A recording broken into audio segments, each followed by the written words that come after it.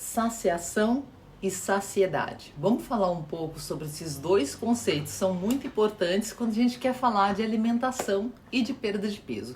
Então eu peço para vocês compartilharem o vídeo, deem um like para que ele circule pelas redes sociais, porque o nosso maior trabalho, na verdade, gente, é conscientizar. E quanto mais informações vocês tiverem, mais empoderados vocês ficam e com certeza vocês vão entender por que os tipos de alimento influenciam na sua forma de sentir fome? Por que algumas pessoas precisam de mais refeições por dia, enquanto outras podem viver apenas com uma só? Por exemplo, praticando jejum intermitente, por exemplo, como eu, sem sofrer. O importante é encontrar o que se adequa melhor para cada um de nós. E por isso entender esses dois conceitos, saciação e saciedade, é fundamental. Além de tudo, fundamental um ótimo nutricionista do seu lado para alinhar as suas necessidades com a sua disponibilidade e com seus horários de fome, ou mesmo para te ensinar segredos para quando bate aquela simples vontade de mastigar. Mas então vem comigo e vamos esclarecer. Saciação tem a ver com a quantidade de alimento que você precisa ingerir em uma sentada para se sentir satisfeito. O interessante aqui é que a saciação seja precoce. Vamos dar uma traduzida? Sentou, comeu pouca quantidade e já rapidamente já foi o suficiente. Mas isso é sinônimo de emagrecer? Infelizmente não. Não, porque você pode ter comido pouco, mas de um alimento densamente calórico. Um pudim, uma polenta, sopa de mandioquinha. Então, por vezes, a gente tem pacientes já bariatricados, com estômago bem pequenininho, ou que fizeram endossutura gástrica, ou que estão com balão intragástrico e que sabem que o estômago permite apenas uma pequena quantidade de alimento, mas que se burlarem e não comerem de maneira adequada, o peso vai estacionar, que é o tal do efeito platô, ou mesmo vão reganhar peso porque vão escolher alimentos mais calóricos ou que já se liquefazem na boca, ou vão beliscar, e aí mesmo no estômago pequenininho, de 4 em 4 ml a gente vai comendo até o final do dia, a gente acaba comendo um pacote de família inteiro. Por outro lado, dá pra gente encontrar alimentos que sejam saudáveis e que tragam logo essa saciedade precoce. Sim, por quê? Porque essas semanas, por exemplo, eu estava viajando e chegou a hora do jantar. E não haviam alimentos assim que me tirassem, abrissem meus olhos, mas um pedaço mais suculento de peixe me fez dar água na boca. Só que ele era um salmão altamente defumado, então eu consegui comer um pequeno pedaço, logo já me bateu uma sensação de satisfeita, e horas mais tarde eu ainda continuava a conversar com o tal do salmão defumado. Eu comi pouco, então saciação precoce e com certeza boas calorias, porque se trata de um peixe nutritivo, repleto em proteínas, ômega 3, ômega 6 e tudo mais. Agora a gente vai falar de saciedade. A saciedade precisa ser entendida como a quantidade de tempo em que uma pessoa consegue permanecer sem se alimentar. Traduzindo, gente, é o delta T entre as refeições. E muitos fatores vão influenciar nessa condição. Nossa velocidade de digestão, que é determinada geneticamente, mas também pelo tipo de alimentos que comemos, se a gente está tomando alguma medicação para lentificar.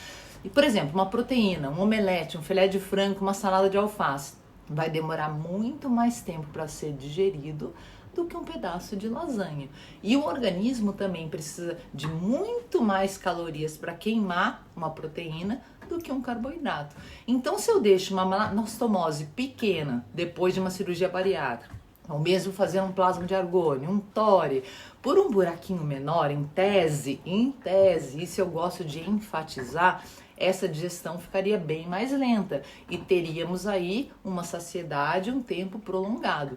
Mas é assim na vida real? Bem, para muitos não. Por isso que a angioscópia está repleta de pacientes de reganho de peso pós-bariátrica.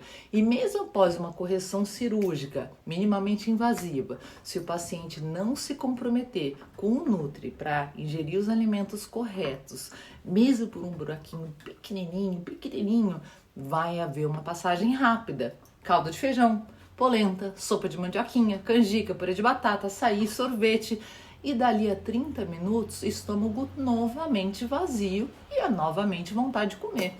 Então também após a colocação de balão intragástrico, que também funciona como um obstáculo para o alimento, ou após a endossutura gástrica, onde a gente consegue diminuir e sanfonar o estômago, fazendo com que a digestão fique mais lenta, é preciso, e escutem bem, é mandatório que o paciente adeque a dieta, porque o procedimento sozinho não vai fazer milagre.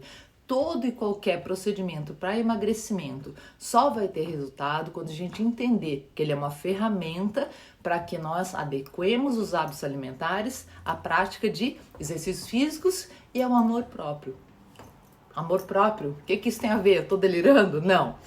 Quando você vivencia aquele emagrecimento inicial, começa a perceber que sua saúde está melhorando, que seu corpo está adquirindo novas formas, você está se sentindo mais disposta, você precisa se apaixonar por você para continuar no bom caminho, que isso vai levar a um bom hábito. Isso leva tempo, leva meses, muitos meses. Porque não vai ser todo dia, gente, que as pessoas vão te elogiar, que vão bater palmas pra gente.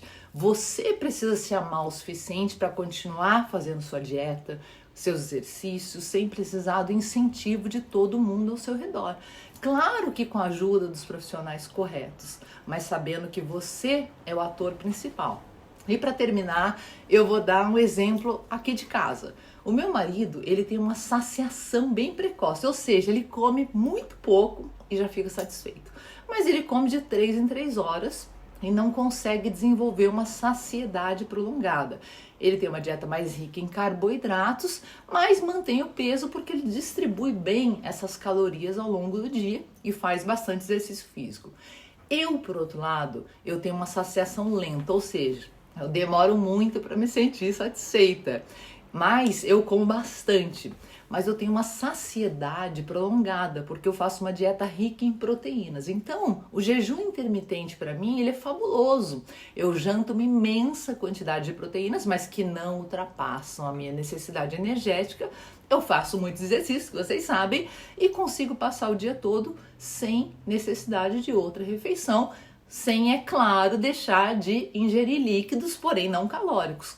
Então são dois perfis bem diferentes, mas mantendo peso, com qualidade de vida, com saúde principalmente. Por isso, emagrecimento e manutenção de peso precisam de olhar de uma equipe multidisciplinar para entender a necessidade de cada paciente, entender também o que está funcionando hoje, pode não estar funcionando amanhã, porque nós somos plásticos. A gente tem problema emocional, a gente tem problema hormonal e tudo pode mudar a qualquer momento.